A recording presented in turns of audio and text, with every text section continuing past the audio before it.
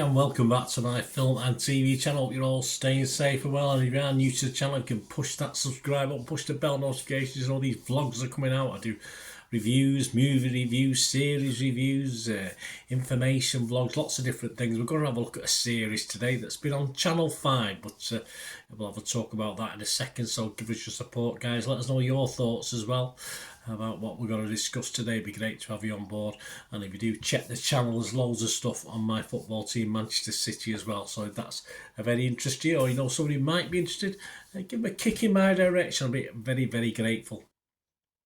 Yes, so give us a like, guys, as well. If you like this series, or you like my feeble attempts to tell you, I'm trying to get up to double figures. I'm trying to get to 10 likes. I can sometimes get 5 or 6, but try, please, guys. Let's put up to 10. Right, what we're talking about today? Well, we're talking about Channel 5. We're talking about Coma. It's called this one. Did it put me in a coma? Probably. I'll tell you that now. Yeah, 4 episodes by about 42 minutes. It's been showing on Channel 5 from Monday to Thursday, the 18th to 21st of March. I was going to say August then. I was going to say August. I have no idea. Perhaps I'm wishing my life away. And it's now, of course, all 4 episodes. If you wish to watch it, and a lot of people liked it. I'll tell you that now. A lot of people like this more than I did.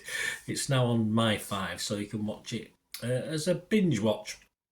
I had to wait nightly for this one, and by episode 3 I almost give up.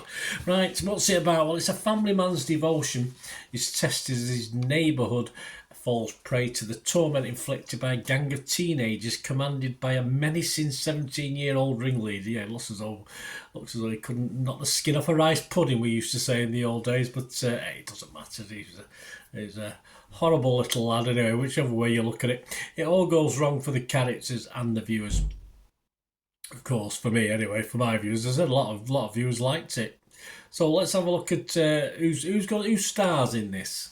Well, we've got some familiar faces in this to UK audiences, that's for sure.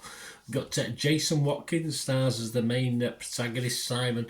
Jonas Armstrong plays Paul. David Bradley as Harry. Claire Skinner as Beth. Joe Barber as Jordan. D.S. Kelly's paid by. Yes, got a massive police force. I think we've got one police detective in their force for this. Kayla Meikle. Sophie, young Sophie's played by Matilda Firth. Directed by Michael Samuels and written by Ben Edwards. There you go. So remember that name, Ben Edwards, because I probably won't be watching any of his stuff based on what I've seen here. But as I said, I'm in. I have to go and I have to tell you, be honest with you. Internet Movie Database, 142 scores. All right, not fantastic, but it actually has increased over the last couple of days. And it's gone up to 6.8 out of 10.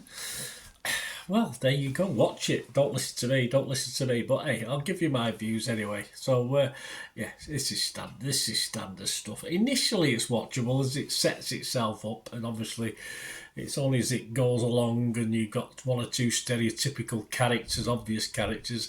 It's only as it starts to move along and things fall into place as far as trouble's concerned that it gets a little bit silly as the episodes progress. But episode 1 was sort of borderline turn off a bubble. Let's give episode 2 a chance, but it doesn't really get that much better. I mean, there's a plot here that would suit just a daytime soap, really. There's nothing, no cleverness in this. It's been done many, similar things have been done many times.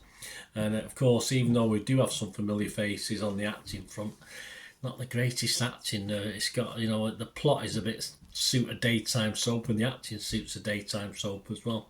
Even despite some familiar faces. I'm not saying all of them. I won't name names. I won't bring them up, but 1 or 2 not so good, and a lot of very average acting in this one. Even normal people under stress, of course, in any sort of story wouldn't react like the main protagonist in this. And it's all to drag out and make the story fit, of course. And then, of course, you get, as I said, I mentioned the police detective. She seems to be only on her own. You've got a street there where lots of things are happening, but only appears to be two people occupying the houses. No one else exists. It's just done so low budget. And of course, you've got some ridiculous plot lines. For instance, a police detective has to sort of go around to the main protagonist to vouch for her to get into the next door neighbour's house as a police. Do not have warrant cards and stuff like this. I don't know. It's silly. And of course, you've got the victims And the people, the person in the coma, for instance, obviously what we'd call a scally family, not very nice, not very nice people. And of course, there's very few I had any real sympathy for, even the good guy. Perhaps his wife, perhaps the main protagonist, his wife, I had a little bit of sympathy for. But I just thought overall it's lazy writing, things just to suit the story, no realism to it whatsoever. I don't mind a little bit of fantasy, but this is a drama. This is a drama thriller, and it didn't sort of grab me either, as I said. But episode 4 was interesting in that at least we got an ending, but still a few little I's not dotted and T's not crossed. And the twists are there that are pretty simple. You can see the twist coming a long way ahead. And I've read some, as I've mentioned before, with this sort of quality. I listen to a lot of audio books, I read books, and there's a lot of books out there far better as thrillers than this is. But there you go. I mean, even the nasty guys, and this is what I didn't like about this. Even the people that you don't like, that were horrible, are given a supposed conscience by the end of it as well. So they aren't all that bad. Please give me a break. No time for that sort of thing. It's not what I expected from a prime time drama thriller, that's for sure. I was very disappointed. And I'm nowhere near 6.8, 6.7, whichever, on Internet Movie Database. So I thought this was a waste of 4 episodes, a waste of TV. They will say there's a lot of better stuff being put out there that's not being picked up on, and I thought this was silly, just silly overall. So I'm going to give it a rotten on Rotten Tomatoes. I'm going to give it a negative on Metacritic, and I won't score it. If I don't give it a 5, it's not going to get a score. There might have been the odd bits of an episode might have got towards a 5, but overall it's just daft for me. Let me know what you think, guys. Anyway, great to hear from you. And what might be one of these people who scored it 7 or 8 out of 10.